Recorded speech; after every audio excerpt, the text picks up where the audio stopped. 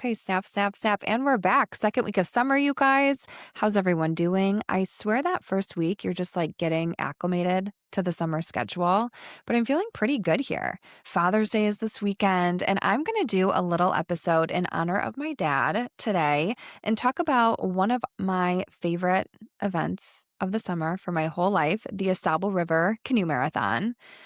And before we get started, I just want to say that this story isn't so much about the race itself. It's about the people who shape us, the traditions that raise us, and the things we don't fully appreciate until we're old enough to see them differently.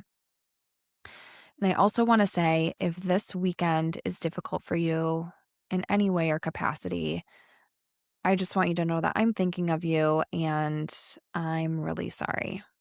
There are no other words beyond that when you're struggling. If you've been here before, you know I've mentioned it, the AuSable River Canoe Marathon. It is a 120-mile canoe race in northern Michigan that happens every year at the end of July. A quick Google search will tell you that it is the toughest spectator sport in the world. What's pretty incredible is my dad has been racing this race for 40 years, and I was lucky enough to race with him twice. If you've ever ran a marathon or have done any Ironmans, things like that, you know you have to have a certain level of training just to show up and also grit to get you across that finish line.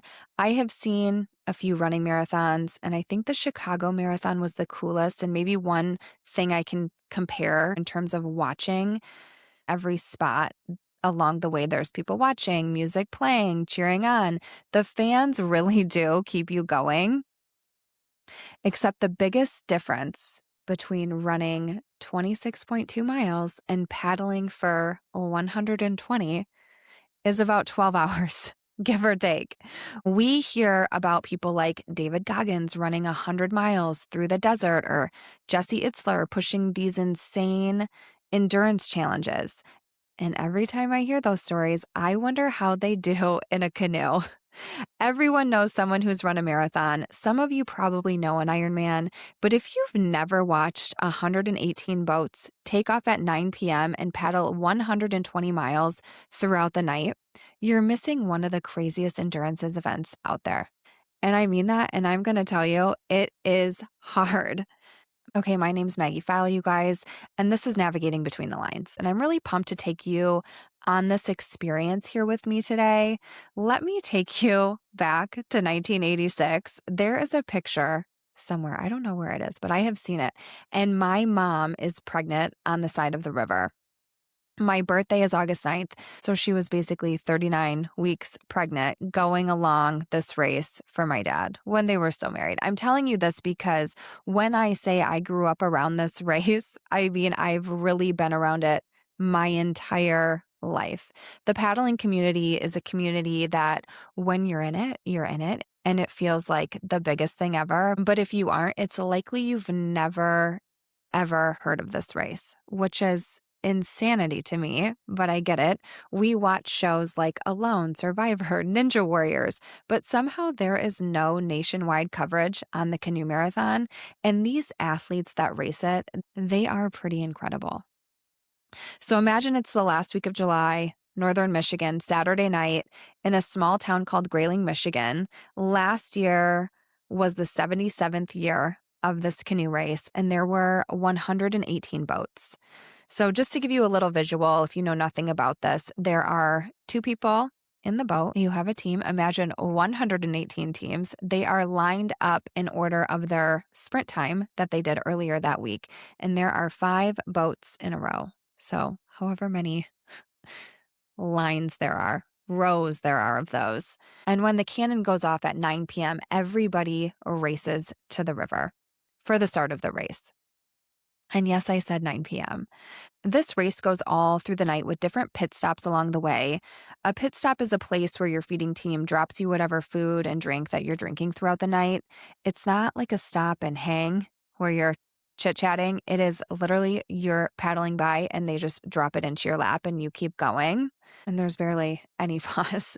Every athlete prefers different stuff, and some few teams consist of two people, while others have a whole caravan to make sure everything runs smoothly. So, this is a race, and the winners typically finish in about 14 hours. And then it goes, up from there. If you're following the race along the way throughout the night, Mayo Dam is really exciting.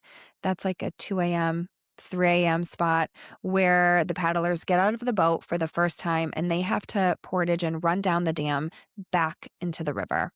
I will tell you what I remember is as soon as I could run, I was up there in the middle of the night and I was running down that portage with my dad. It's definitely some of my favorite memories. Those are the ones I will hang on for life. And now also getting to watch my kids do that is really, really cool. This is also the spot where a lot of spectators call it, and it feels like a long time until the sun comes up again. The first time that I did this race was in 2011, pre kids, pre marriage, all of that. The store was just 2 years old, and somehow I found the time to go north and train every week. I guess that's where my priorities were, but I still think, like, how did I manage all of that at that time? They say you need to have 100 training hours in the boat to be ready. I think I got 98. There was never a doubt in my mind that I could finish this race because I had my dad with me. And if you know Bill Taranjo, you know he's going to finish this race. They have cutoff times along the way. And we were getting to the end, and my cousin Billy said something like, we better hustle up because we were pushing that time, that cutoff time. I remember my dad like turning around. He was shocked because it's never happened to him before. But listen, we finished that race in 18 hours and 2 minutes with 58 minutes to spare. 3 p.m. the next day, nobody left really at the finish line except our fan club, which was all I needed. My poor dad, the longest marathon of his life. One thing about my dad, I got to tell you, he still holds a record from this race from 1993. He never got the win, which I always wish that for him, but his list of stats, and can I call it loyalty to this race, is incredible. You can be the strongest person and win a bodybuilding contest. You can do the ultra marathons. You can be in really, really great shape, but there's something different about paddling. Not everyone that wants to do it can do it. And every year, someone new watches the race for the first time and says, I'm going to do that next year. And they do, and the next generation of paddlers come in.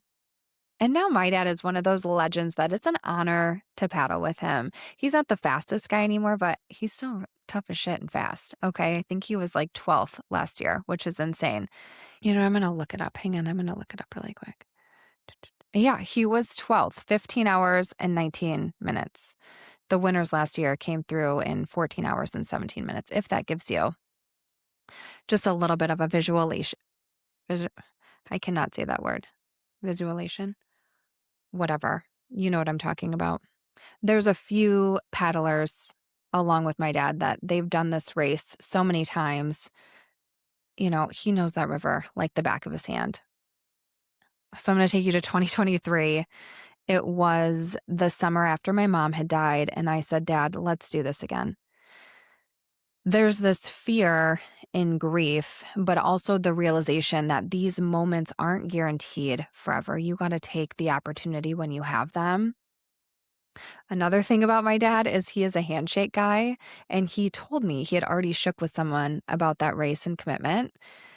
And I said, well, I'm really sorry, but I got to pull the dead mom card here because I think I need this. So now it's 11 years later. I actually felt stronger than I did at 25. But you know what I had was determination. I'm so thankful for the paddlers down here in West Michigan that took the time to paddle with me when I'm not that good, okay? But I put in the time, I ran, I did 5 a.m. wake ups to get my hours in before the kids would wake up. I drove north and back to get better. At the end of the day, I'm just not a paddler. Like, I have paddled this race twice, and that's amazing, but I'm not. These people are doing it like all year round, As much as I say I've got those good Taranjo genes, I just didn't get the paddling gene, okay? But like anything, the crowds get you through those first hours. I actually think it's harder to watch the race than paddle it in different ways, of course, but your adrenaline pumps so much while you're in it. And it's so fun. Like, I will say, like, it's just one of the funnest things ever. That first leg of the river, basically all the way to Mayo, all the homes on the river are out cheering and pushing you along. They know your boat, they see your number. And lucky for me, everyone knows my dad. Quick side story, when Grandma Marge was still alive, back in those early days when I was younger, she would always host the pre-marathon party, and she would force all of us kids to nap. I can remember she'd be like, "You guys have to go lay down." But then any stop along the way we would stop, she would always squeeze herself in through the crowds, and she would say, "Do you know who I am? I'm Bill Taranjo's mother." And I think about that every single year. She was the best. But after Mayo, okay, it gets cold. The temp drops. That race, my legs kind of stopped working. The circulation wasn't pumping for me. And the fog that year was insane.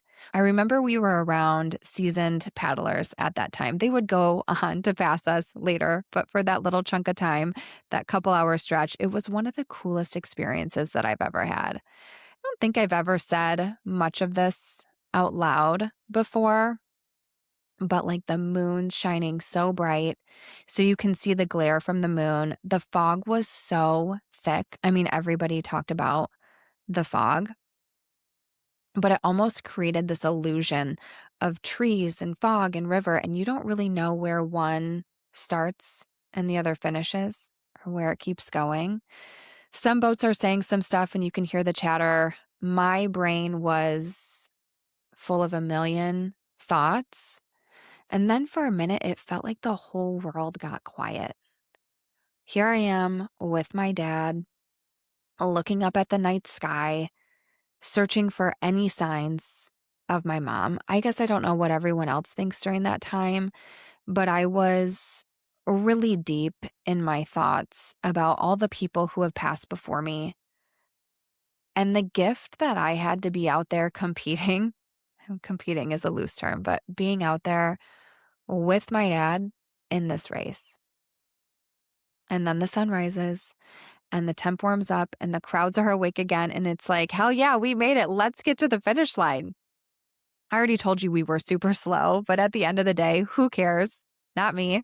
My friends came and cheered me along the way. You know, it made it to the finish line. There was a Bacardi and Coke waiting. My family was waiting.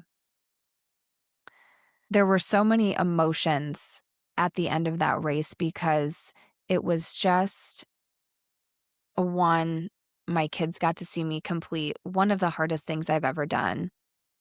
And then my family's there just beaming, so proud again that we made it down these 120 miles. You know, and my friends that took time out of their weekend to come and support me. I remember walking back to the truck and they literally peeled my leggings off for me. My legs were not working, so I really needed help. So the support was unmatched. Okay. Thank you. I can't speak for all the marathon racers. I can't even speak for my dad here on all of his incredible stories throughout the years. If you're super into this, there is a marathon podcast and stats everywhere I can link for you if you want to know more about that stuff. But what I can say for me, it was never really about the race. I mean, to say that I accomplished that means the world. I definitely did want to do that. But completing something like that with my dad will be a lifelong memory. Like, how lucky am I? While my summer weekends right now are spent at the baseball field, mine were at a different campground wherever the weekend's race was that weekend. I keep saying life humbles you. Every year we gain more perspective and while crossing that finish line is really cool, I more remember all the other stuff that comes along with this race and this tradition.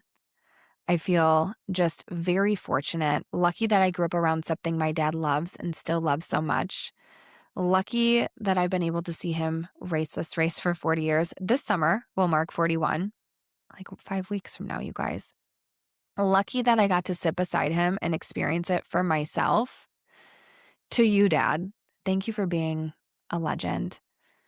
You continue to amaze me, and it's not just because you do this grueling race every year, it's all of it. Everything that this race and lifestyle encompasses. The lessons, the community, the love. I used to think we were trying to finish a canoe race. Looking back, I think we were collecting oh my gosh. Looking back, I think we were collecting memories that I didn't know how much I'd need someday. You already know what I'm gonna say here. Life isn't really made up of the big moments, it's made up of all those miles in between. Happy Father's Day, Dad.